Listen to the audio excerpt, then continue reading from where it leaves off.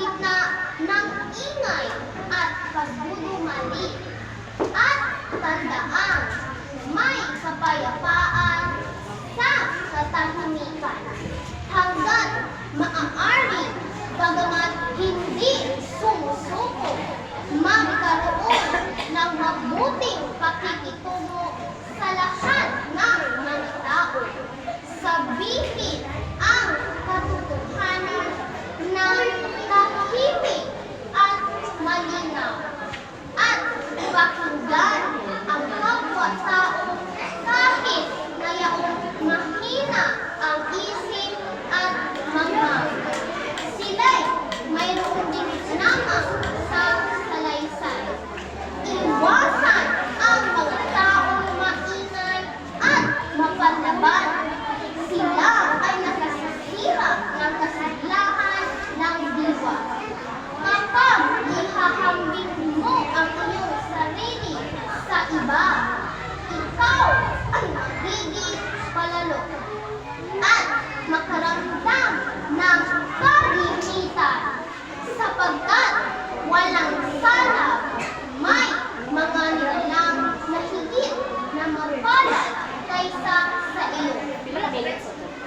At may hindi lalo kulang para magmata sa iyong mga tagumpay at sa iyong mga binabalak. Laging magkaroon ng malasakit sa iyong tungkulin. Maging ito man ay hamak, ito ay isang tunay na ari-arian na nagbabago sa kapalaran dulot ng panahon. Maging maingat sa pakikipagkalakaran sapagkat ang mundo'y higit ng paglilinglang. Ngunit huwag maging bulag sa mga kasisihan. Maraming tao may babalay ng ikilig at saan man ang buhay ay puno ng kabayanihan. Maging matapat sa sarili. Higit pa rin ito, huwag magbalat kayo sa pagmamahal. Huwag din maging mapag-alinlangan sa pag-ibig sapagkat sa kabila ng mga kawalang sigla at kabiguan, manatili pa rin ito tulad ng gamot. Pakinggan ang payo ng nakatatanda. Maluwag sa loob na isuko ang silakbo ng kabataan. Luminang ng lakas ng loob na magiging pananggalang mo sa mga di inaasahang risahid. Ngunit huwag magpapatagim ng ligalig sa iyong buni-buni.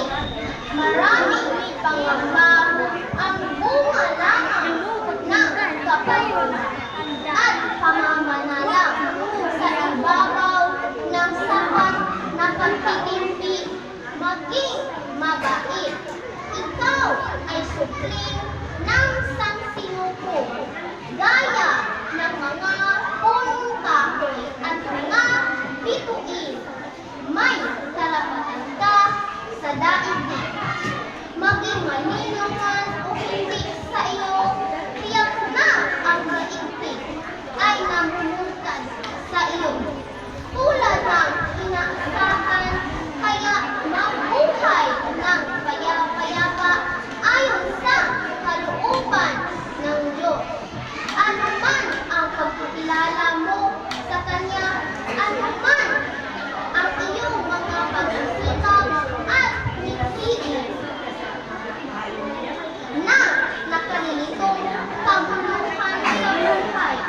Paihalin ang kapayapaan sa iyong kaluluwa. Sa kabila ng pagkakamali, kabagutan at pangarap, at maganda pa rin ang daigdig.